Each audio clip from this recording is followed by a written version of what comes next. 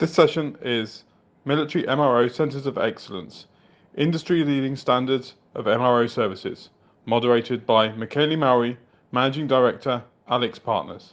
Hello everyone, thanks for joining. We are going to have very important speakers today to talk about the military MRO, and the focus will be on not only on the global military MRO evolution, but also what is happening in the Middle East. I am Michele Mauri. I am a managing director of Alex Partners. Alex Partners is a consulting firm which is working significantly in the aerospace and defense area all over the world, not only for commercial aerospace, but also in airlines, but also defense primes and suppliers. And I'm honored today to have a lot of speakers here with me. I would ask everyone to briefly introduce himself. Maybe starting with you, Mohamed, if you can briefly introduce yourself and explain what is your role, and would be great. Sure. In the beginning, on behalf of Edge Group and GAL, I would like to thank you, Michele, and for having me today in this summit with your distinguished guests, Aaron, James, and Joe. Thank you for that opportunity. It is an honor for me to be here today. I am Mohamed Alkhemairi. I am GAL CEO since April 2020. So I was appointed as GAL CEO during the COVID-19. I don't believe I'm that lucky in this, but let's say with my work experience, I've served the UAE Armed Forces more than 25 years in the Air Force and the Joint Aviation Command. My last post was the Director of Technical Affairs, where I was in charge of PMO, supply chain, major acquisition, DCS, FMS, capability developments, let's say modifications and upgrades. Education-wise, I have a bachelor degree in aircraft maintenance and engineering from St. Louis University. I worked on my MBA, and nowadays I'm working on a PhD in the UK. As GAL, just a general idea about GAL. GAL is a leading regional service provider of integrated aviation MRO solutions for military customers, working with most of the giant OEMs and major suppliers to help the customer to achieve their fleet readiness. The company was founded in 2007, headquartered in Abu Dhabi. I have more than 5,000 employees. Today, GAL is supporting more than 520 aircraft, different platforms, from fixed wing, rotary, and soon we'll have the UAV under our maintenance management also. We're supporting more than 125,000 flying hours yearly. We have different capabilities in providing aviation maintenance services, engineering, upgrades, modifications, supply chain, performance-based logistics solutions, providing specialized manpower augmentation for the military customers, simulator support, maintenance training, IT support. So as GAL is part of Edge Group, which has around 25 companies under 5 core cluster. So we are stationed in Abu Dhabi, and mainly we're providing the services to the UAE Air Force and UAE Armed Forces. Great. Thanks, Mohamed, for the introduction. Very clear. Maybe I ask now to Aaron, if you can introduce yourself. Yes, my name is Aaron Maue. I work for Collins Aerospace. I lead our Defense Sustainment and Services organization. And from that particular role, my team provides global support to all of the strategic business units within Collins. And for those unfamiliar with Collins, we provide a very, very wide range of commercial and military equipment for our various customers, operators around the world.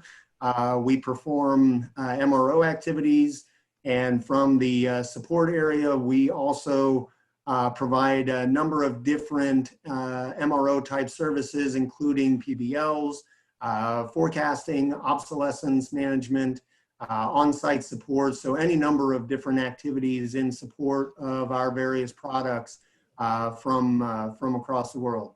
I have been at Collins for a little over 25 years. I have a degree in engineering and also a Master's in Business Administration, and I've been through those activities now for about 20 years or so. Wow. Again, I've got a global team across Collins. We're located around the world, and oftentimes where we are positioned are near our customers so that we can provide them the support and connection that they need to Collins as quickly and completely as possible. Clear. Thanks, Arun. Maybe I now move to James. Good morning, good evening, everybody. I'm James Schaan with Honeywell Aerospace. I am the Customer Business Director for the Middle East, Africa, and India, meaning that my team and I manage all of Honeywell Aerospace defense business in this, what we call the high growth region. I've been with Honeywell since February 1st, 2020. So speaking of arriving during the pandemic, the timing was perfect. Before that, I have been in the defense sustainment business for a little over 25 years. I specialize in localization of MRO and local and indigenous depot stand-up for support of local operators. I've worked throughout the Middle East for a little over 12 years, primarily in Saudi Arabia, but then also in the Scandinavian countries, primarily Finland, which sees a lot of similar activity. Honeywell, as most people know, is a major provider of a wide range of systems and components throughout air, land, and sea vehicles, from engines to avionics, safety systems, cockpit systems, air cycle systems, and wheels and brakes, large mechanical content, and all of that. So we have a lot of reach into especially aircraft, but all manner of defense platforms, and have really taken seriously for many years, but especially the past few years, the localization of MRO support to help regional operators become more independent and self-sufficient in sustainment of their platforms. Very good, very good. We will ask you a lot of questions related to how do you see maybe the difference in the various regions in that you have worked in the past. Certainly. And Joe, would you like to introduce yourself? Would be great. Sure, thank you, Michele. Hey, this is Joe Rank. I'm the Chief Executive and General Manager of Lockheed Martin, Saudi Arabia. I've been there for about 2 years. I'm a retired military officer. First started in the region, Desert Storm, about 30 years ago. And while on active duty, was posted in 5 countries in the Middle East. Worked in embassies on FMS and FMF. As most people are familiar with Lockheed, for Lockheed, Saudi Arabia is one of its biggest partners, certainly the biggest partner in the Middle East. Mm-hmm. And we also, as my colleagues have stated, are also invested in industrialization inside Saudi Arabia. And this also includes focuses now also on MRO, and look forward to talking about that. And thanks for this opportunity. So thanks to everyone. Maybe the first initial question that I would like to raise, and we're going to ask probably to Mohamed, is how have you seen any change in the last 10, 15 years, any evolution in the military MRO services in the Middle East region, looking also not only from a demand point of view, but also from the supply point of view? How have you seen that? So let me talk about the UAE. So let's say in the UAE, the military MRO service, I believe, has increased in the last 10, 15 years. Most of the military fleet we have in the UAE were delivered during that same time, 10 to 15, maximum 20 years ago. So we've seen an increase in internal demand for MRO services as the fleet is getting old, with the aging of the fleet, and with the high participation of our militaries in some deployments, some operation outside the UAE. So the UAE fleet has expanded and aged, and that was increasing the demand for the MRO services in the UAE. I expect the demand to continue to increase over the next 10, 15 years, as I said, as the aging of the fleet. And our goal is to ensure that we are ready to support that increased demand to sustain the readiness of our militaries. UAE has participated in many of the coalition campaigns, as I mentioned, in neighboring countries and around the Middle East. And this has increased the level of the MRO requirement in the area. So with this kind of regional and global support role, it comes with an increase in flying and therefore increase in the MRO demand. That's clear. Maybe anyone else that wants to add anything, maybe as a view of how you notice some differences country by country in the Middle East. I don't know if, Joe or James wants to take on that.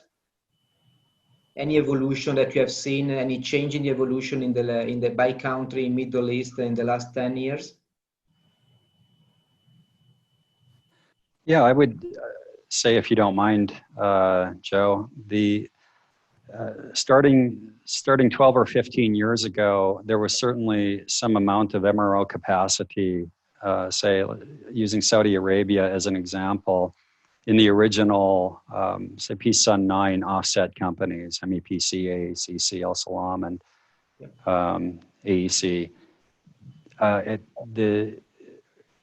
There's certainly been an evolution of technology transfer and independence that those companies, I think, have experienced, very naturally so. And then a number of, there's always the political factors and different leadership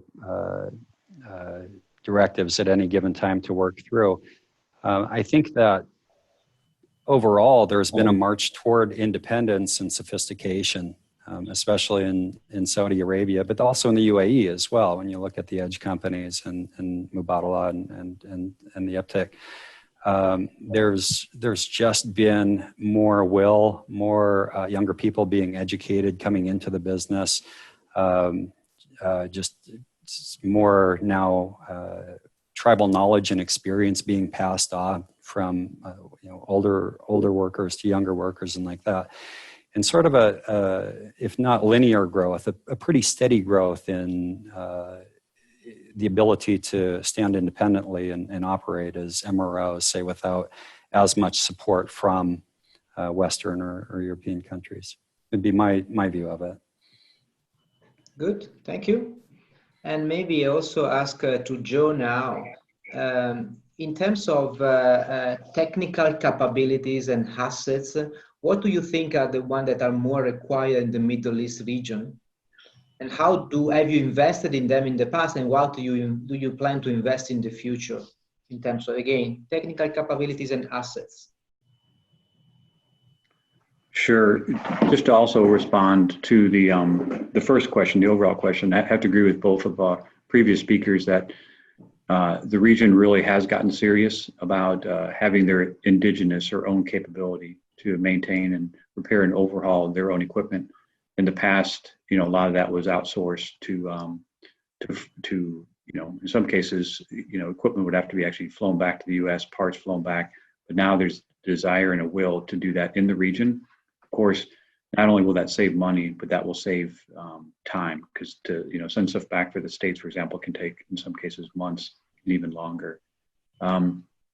So the way our strategy on this, working with our local partner, in this case Saudi Arabia, but also other regional partners, is really to focus on the transfer of technology, on the know-how and how to do it, and then also the human capital to focus on, training the people, bringing in our kind of best and brightest to, kind of train and, hand that off to our local partners, Saudi companies in this case. That's very clear. So, and this was also similar to another question that I'm going to ask to Arun. Maybe Arun, have you seen the development of regional MRO capabilities?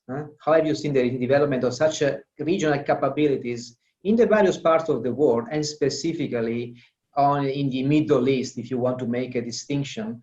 in the Middle East. Again, let's look at the time frame of around 10 years. So I'm trying to understand if you've seen some the development of local subsidiaries partnership.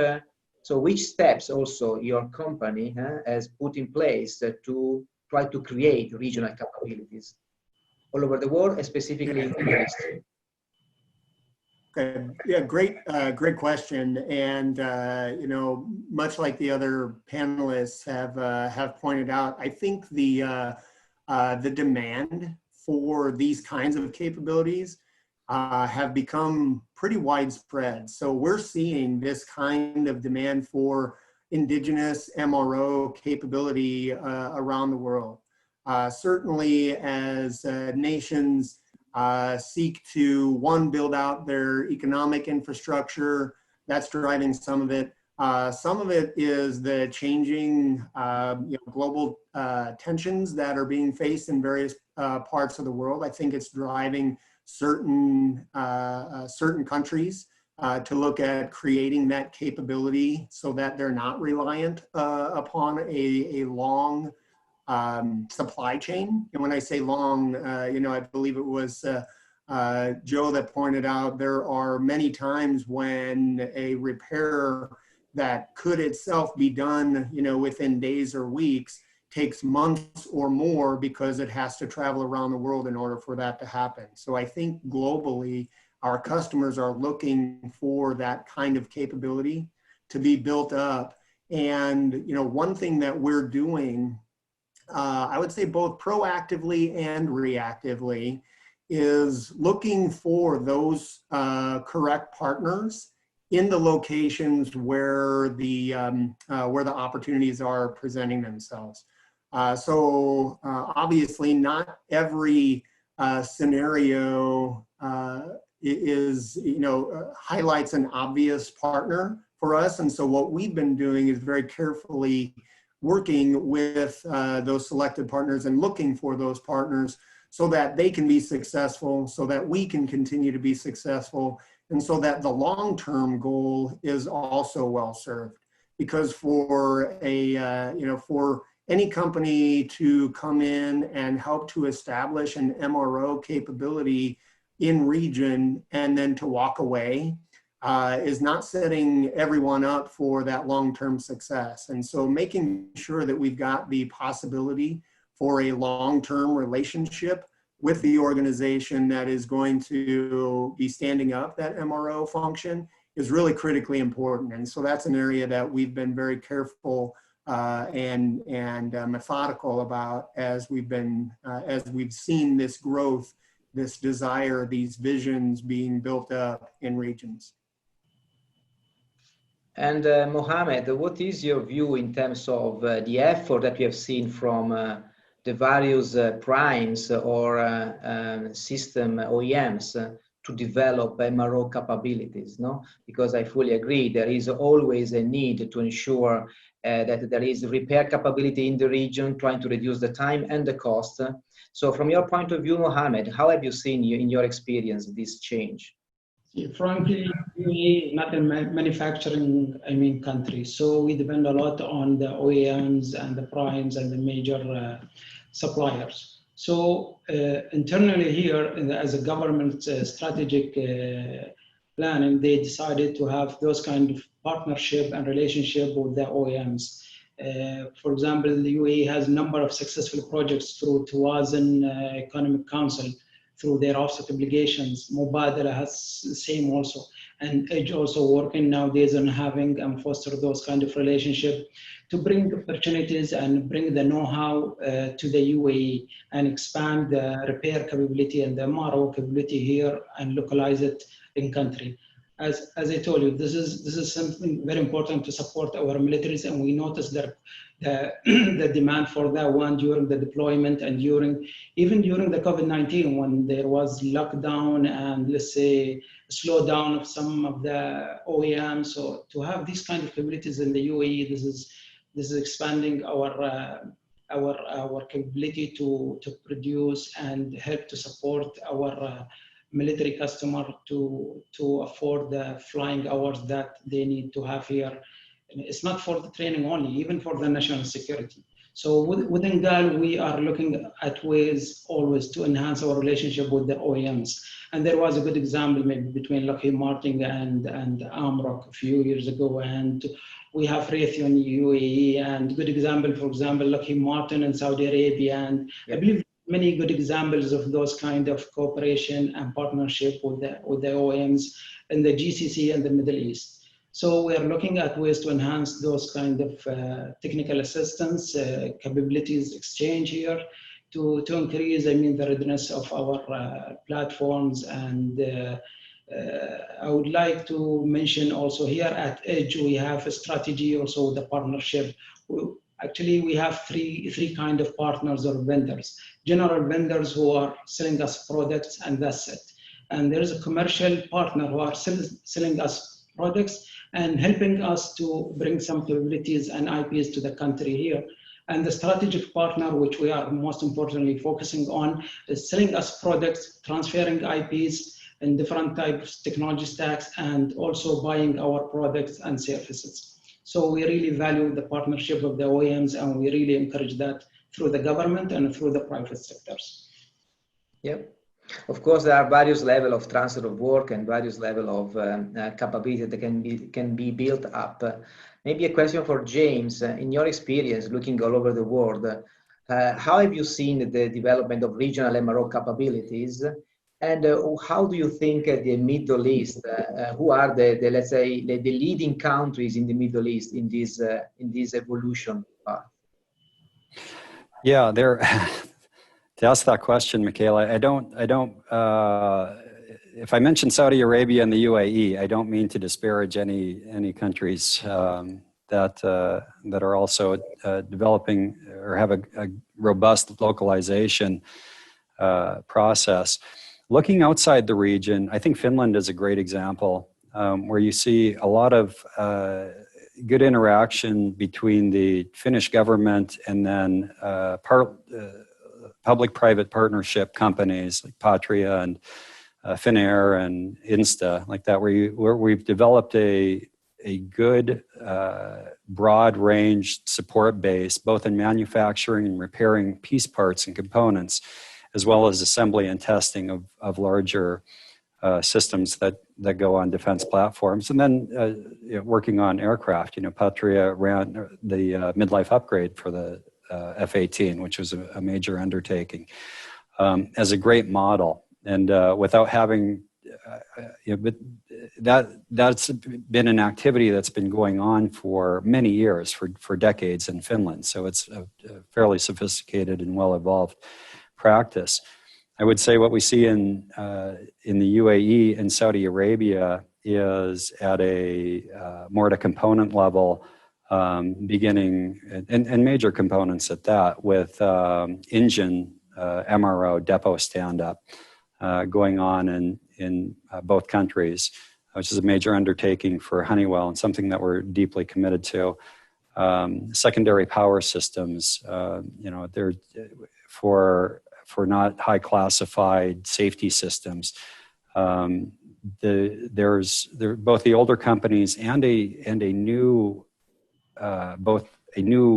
group of companies within Edge and Mubadala, and then I would say a newly energized group of companies within those two major groups that are really serious about transferring intellectual property and getting control of the resources, the training, especially of the personnel, as Aaron and Joe both mentioned.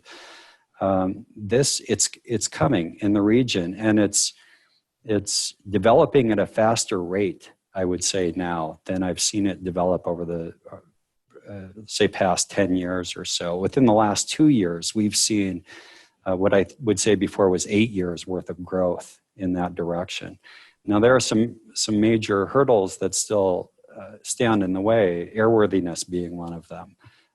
Source approvals can be a major obstacle. And those are challenges that we put before operators and ask them to take on their own airworthiness and like that, because that will always be a bit of a roadblock. But I would say that you can look in the specifics of the major systems for all of the companies of all of the panel members here, and this activity is both increasing and it's developing at an increasing rate. And I use those specific examples as evidence of that. Yeah, I agree. There has been a lot of acceleration in the development, for sure, also in Middle East. Arun, do you want to add anything on what we have seen in the development of regional capabilities in the Middle East compared to other places? Yeah, I'd say they're consistent with what I had mentioned before, certainly in line with what James just discussed. The Middle East is not unlike other areas of the world where, again, the desire and the need to create these kind of capabilities has increased in the recent years and is on an increasingly faster implementation path.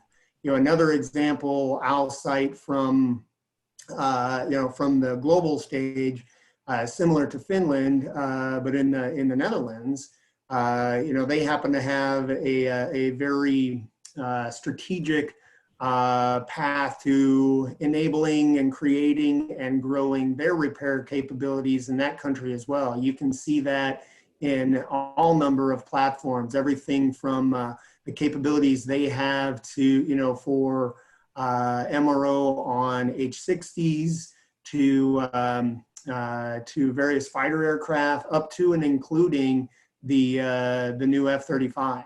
And, they're even standing up or have stood up, I think, if not, it's very near ready, a warehousing capability there in Netherlands. So you can see the increasing focus recently around the world.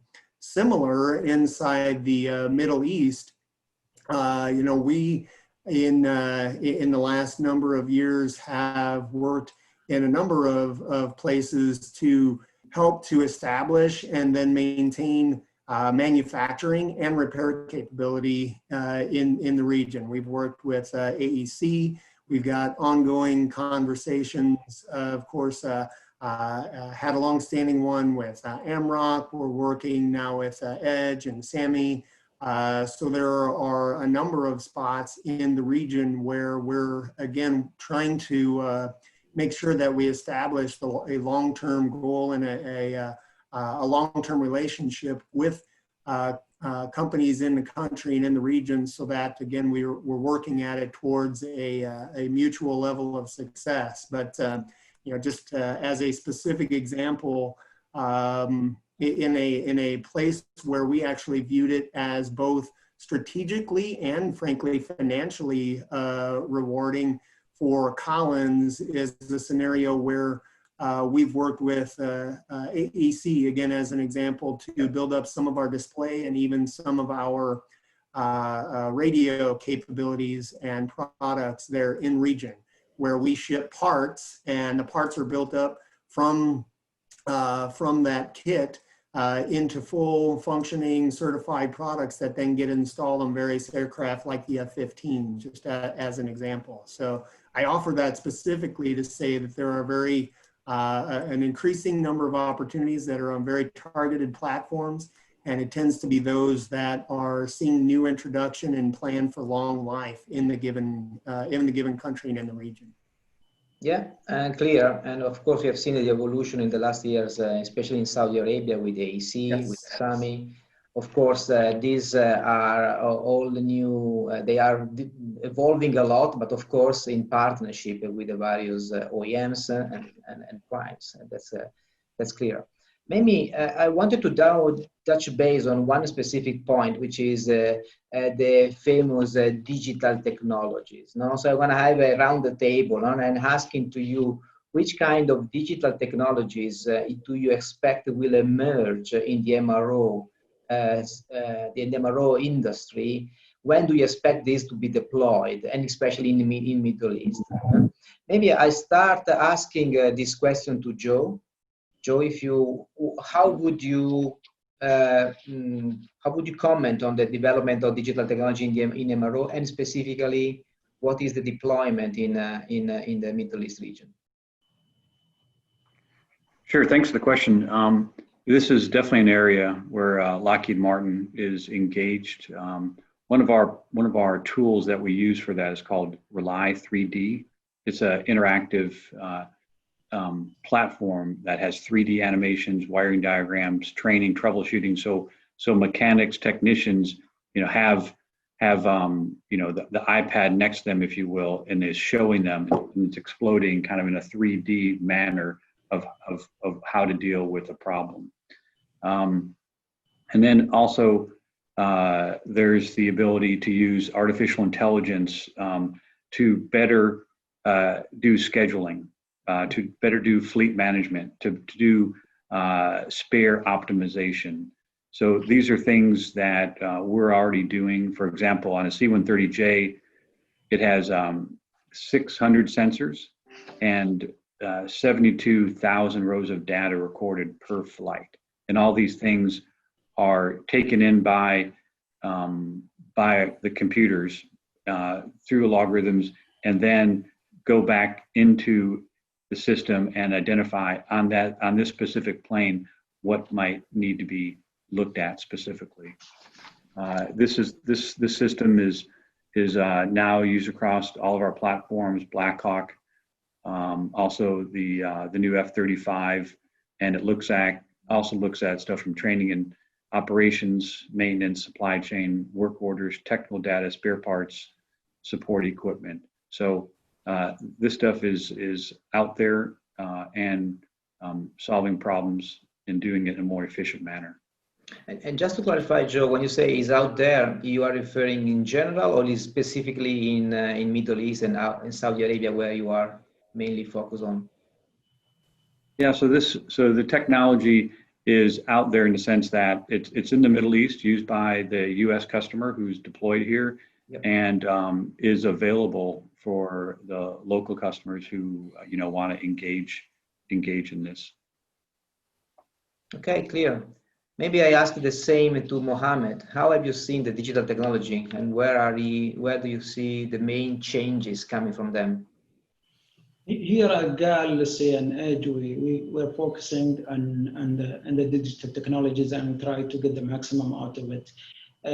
First project that we started is the augmented reality training solution for the aircraft maintenance to train our technicians, especially the Emiratis, and enhance their skills and their understandings, improve the safety while they're working on the aircraft. So we're investing a lot in this area, and we subcontracted that to some companies, and we can see the outcome of it nowadays when we notice the quality of our technical workforce increased based on using this technology. At the same time, we are watching very closely the blockchain and the big data. This is very important for us. So it's a system that gonna maintain, good records, good analysis, and gonna help us in reviewing, the maintenance history, increase the trust between service provider and the customers, increase the airworthiness, reliability improvements, many different areas, it can help. So we are watching the blockchain and big data very closely and try to improve our data quality and get the maximum benefits out of this. And you have, I assume you also have some investment that you have currently put in place. What are the, do you have any, something that has been already deployed and is actively, what you mentioned, it was more an investment or something that is already deployed? For the augmented training, no, we started that. We have it in place, our technicians, they're using it. We have it on the Black Hawk, and we're working on the Chinook and the Apache and some different platforms also.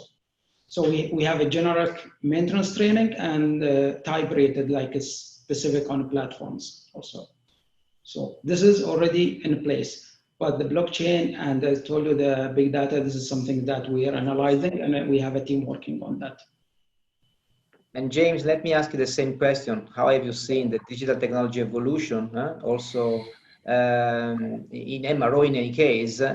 How have you seen this deployment in the world and in the Middle East? And what do you think will be the emerging technology? Sure. Focusing on the Middle East, I think that we're very much on the front end of the total connected solution, especially when we look at entering into data collection, sensing, analysis, and then predictive maintenance that can result from that on legacy platforms. We have a lot of older aircraft flying around in the region, a lot of H model C-130s and pre-SA F-15s and Block 60 F-16s and the like, where I'd say the technology was available, but the processing technology was not available when the platforms were built. And we are we Honeywell are just now finding our way into the sort of manual to the AI spectrum of analyzing operational performance and of a certain platform, specific aircraft within a platform group, looking at the pace of operations and the mission, analyzing then the maintenance actions that resulted from the operation and the mission, and then doing the raw algorithmic work to develop the predictive maintenance resulting from that. So as operators continue to fly like missions and like aircraft, the predictive trend monitoring becomes pretty good. What we want to do, of course, is translate that into prescriptive maintenance, to where we're either designing out maintenance activities or anticipating so well that we're greatly reducing the costs and resources required for maintenance.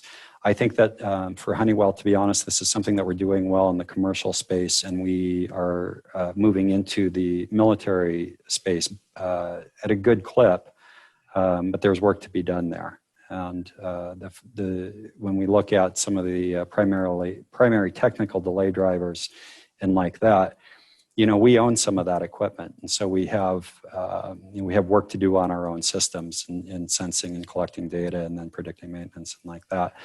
As far as deployment, Michele, I would say it exists in the commercial world now, and in the defense world, certainly within the next year, we'll start to see this actively used.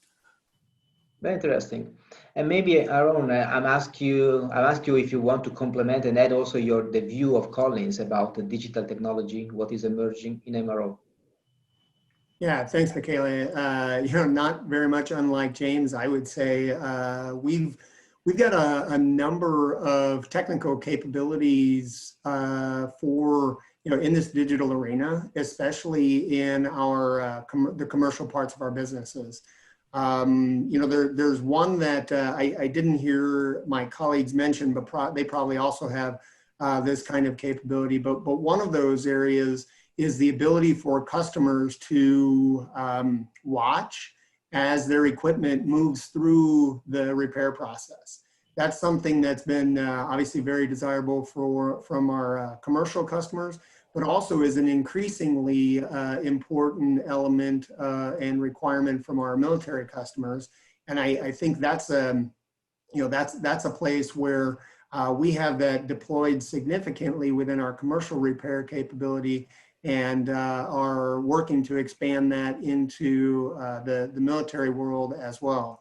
A second place is in that condition-based maintenance, progressing to predictive health maintenance realm, where we've got a product that is currently being sold. It's a service that we're currently selling to our commercial customers, where we gather a bunch of data and then help them understand what potential future failures they may experience before they experience those, and can be a lot more efficient in getting the maintenance action performed.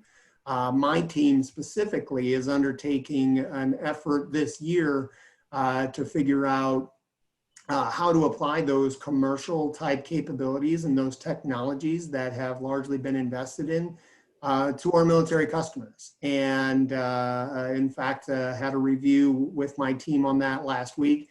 And so probably a similar timeline as James described. We're increasing our focus here on the military side, and really taking advantage of a lot of capability that have been developed commercially, And then the final thing that I'll mention here in this particular area is obviously a product that Collins delivers for the H60, and it's one that we've been in discussion with the Saudis on for their future H60 purchases and upgrades.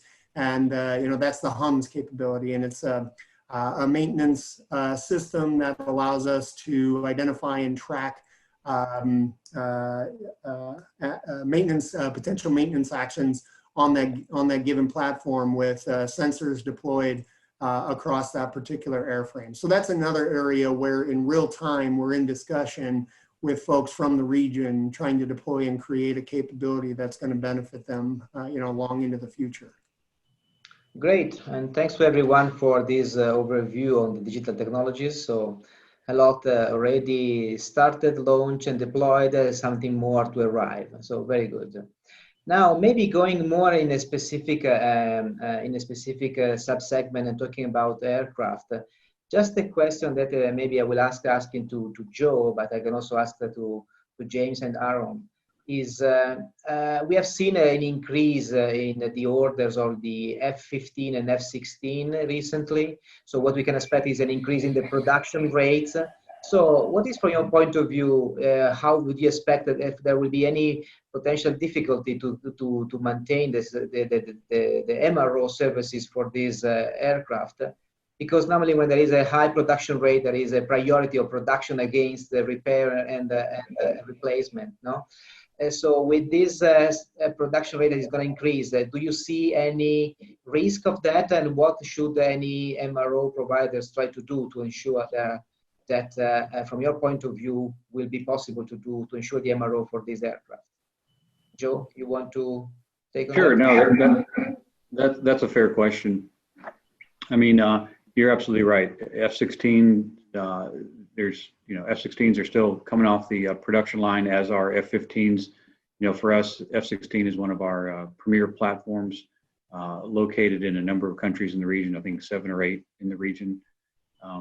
But not surprisingly, that when we are manufacturing new planes, and of course, most people know that Lockheed, like a lot of the big OEMs, defense OEMs, we're principally systems integrators. So we don't necessarily make all the components. We usually make the most challenging components, but our supply chain recognizes that. So when they're producing, parts for new aircraft, they're also focusing on making sure that they're also producing the supplemental amount of those parts that have to be replaced and repaired most frequently. So maybe it's a simple answer. Of course, it's not quite as simple as that, but that's how we manage it, and that's kind of the international best practice way to deal with that challenge. As we say, it's a good problem, but we think historically, having been around for over 100 years, this is how Lockheed Martin has dealt with this challenge.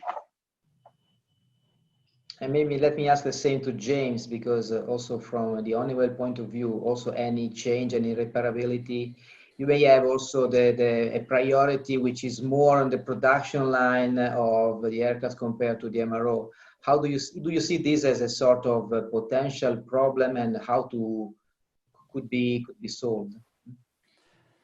Yes, Michele, it certainly is a potential problem. As Joe says, it's a good problem, but there's always then the risk of failing ultimately our customer operators. If we get them new aircraft, but then they're unsustainable, everybody's failed. I think that same problem in production presents great opportunity then for MRO centers and certified repair stations in the region. I think that's the exact point of localization. And of course, there's a national security standpoint and the economic interdependence and the stability that comes from that. But the fact is, we need more production capacity, and it won't come in OEM production because of type certification and issues like that, but it can come in MRO. Yep. And on the sustainment side of the equation. The advice that I give all MROs and have for many years is start now, go faster, and make friends around the world. Get to know, I've connected a lot of MROs, all the companies that we've talked about in the region, with the suppliers manufacturing the OE parts. And that relationship is absolutely integral. The other aspect that cannot be overlooked, and I think that is not done nearly as well as needs to be, is the demand forecasting in sustainment for MRO activities, and then the supply chain supporting those MRO activities. There's a great opportunity, I think, in the predicted need and demand for piece parts and training and facilitization and like that. Again, based on operations and mission and like that. So absolutely see it as a problem. Definitely a potential, though, for especially companies who are willing to invest in IP and work with OEMs and get licensed and develop connections to supply chain and just get after it in that area.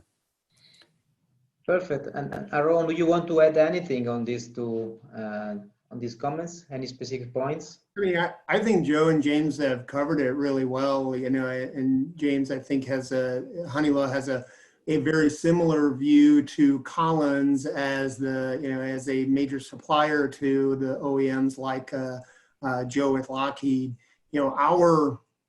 Our challenge being once removed, I think, from some of the forecasting, to James' point, is one that when we work closely with the local MROs to do that together, I think the success level is a lot higher. I think, the other thing that I'll mention in the way of a challenge, depending upon the component type, is depending upon what is being used on the new production type aircraft, and the age of the technology which is being deployed, even on a brand new built aircraft. We're often found in a state where the supply chain produced this exact widget last 5 years ago, right? And as we have to start spinning that back up, I think that creates some production challenges. But the exact point that James made is the one I was going to make, and that's where opportunities come in for doing local repair, creating that capability locally, even local manufacture.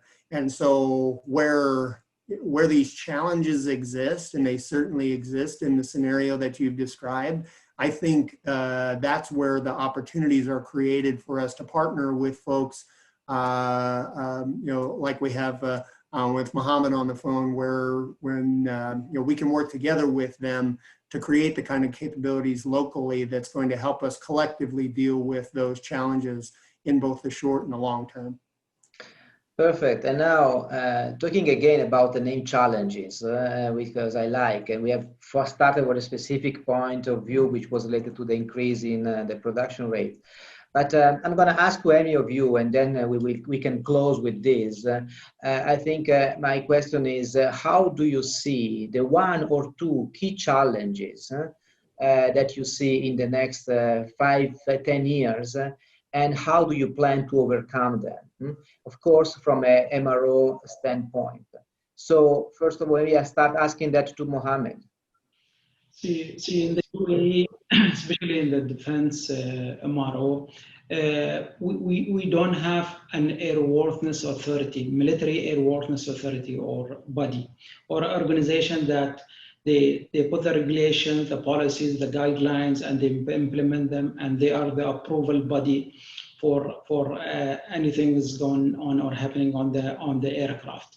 So this is one of the key challenges that we are trying with our partner and in the armed forces to establish the military airworthiness authority that can authorize and approve all the work that we do on the military aircraft.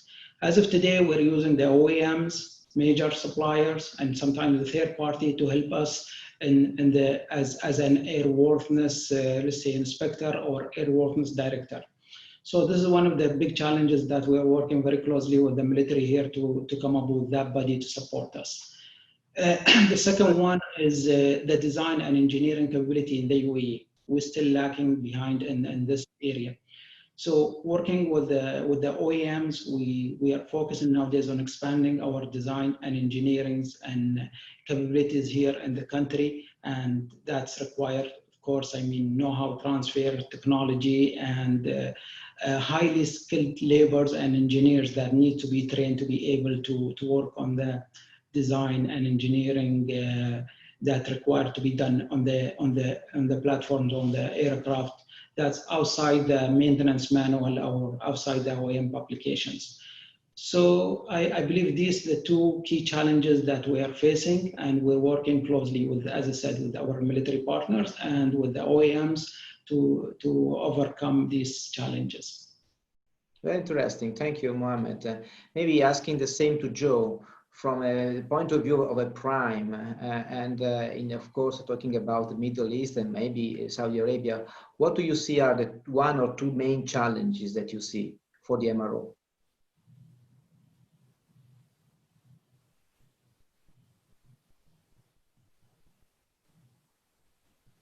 Joe, can you hear me?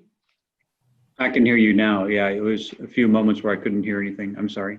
No problem. Just very simple. I repeat. I was saying now, looking at the one or two main challenges that you see from a point of view of a prime, like Lockheed Martin in Saudi Arabia, what are the one or two challenges that you see for the next 5-10 years for the MRO services?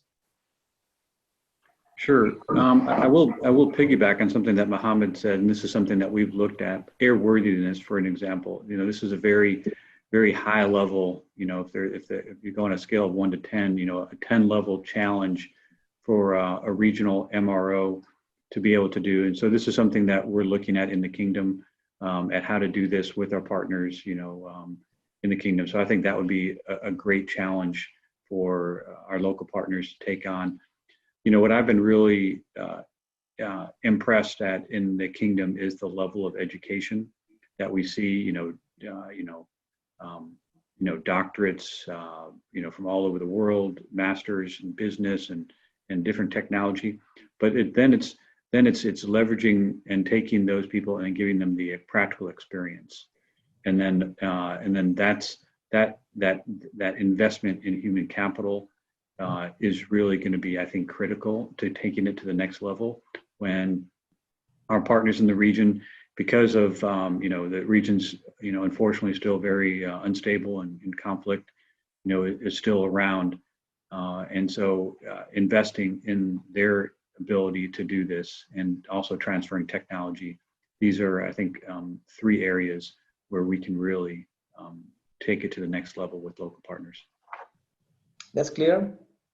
And now maybe it's the turn of James. If you have your specific view on the two key challenges for MRO in the region. I would be repeating the words of smarter people than me: airworthiness and the ability to manufacture and develop repairs locally. Particularly airworthiness. I think that the industry will follow that fairly quickly. The capabilities exist to manufacture airplane grade components and like that. The testing and analytical capabilities already exist, but that airworthiness is the big. I think that's the big challenge, and I couldn't have said it as well as Joe. The capability also exists, certainly in education and training. And there's movement in that direction, and it couldn't happen fast enough, I think, for me and my colleagues at Honeywell. Aaron, I let you complete the round the table, and I'm expecting you will confirm, of course, the point of view of the others. I don't know if you want also to add something more or to add. Yeah, that would have been at the top of my list, but I think everyone's spoken to that very well. So the couple that I would hit, or maybe a little further down, but I think also necessary ingredients for this recipe. One that I would mention is the pace of need for this kind of capability, with the ability to create that capability. Right. I think the need is becoming faster and faster, And I think our ability to, industry's ability to work with in-region companies, in-region governments to meet the need as fast as it's coming on, I think is going to be a challenge. And then the second one goes along with that just a bit. And it might be an unpopular comment here, and maybe I shouldn't end on it. But I think the one additional thing that'll challenge that pace is just making sure we've got really strong, mutually beneficial business cases between those companies that are working to establish that capability, as well as those that are helping to create that in region. So I think just making sure that that mutually beneficial outcome is something that is focused on and is given due attention during the course of action. I think all of those behaviors is what's going to help us achieve that speed at which we need to again get these capabilities implemented in the Middle East and in any region really. Great, and thanks to all. I think we are probably running a little bit out of time. I want to really thank everyone, Mohamed, Joe, James, Aaron. Thanks for your time. Thanks for your contribution. And for the audience, I hope you enjoyed this clear discussion on the key challenges and what is the evolution of the MRO services in the region. Thanks to everyone. Thank you. Thank you, Michele. Appreciate it. Thank you all. Thank you. Thank you.